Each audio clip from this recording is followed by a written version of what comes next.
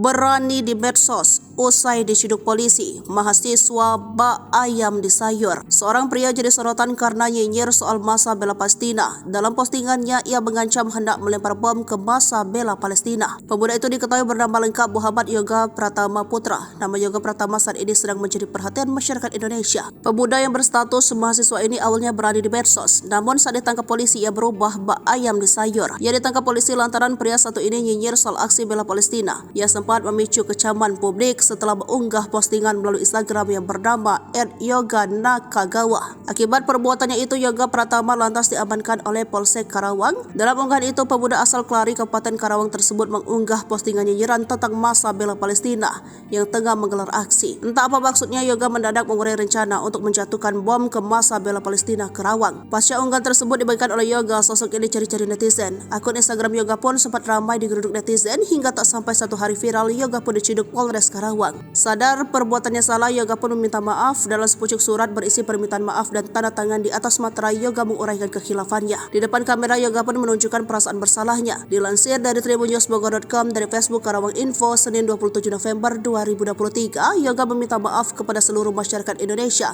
yang tersinggung atas unggahannya. Selanjutnya, Yoga berjanji akan lebih bijak dalam bermain media sosial. Tak cuma Yoga, sang ibu juga mengurai klarifikasi dalam video tersebut. Sembari terisak, Ibunda Yoga meminta maaf atas kesalahan anaknya. Tampak menyesal, Ibunda Yoga mengakui bahwa putranya telah keterlaluan.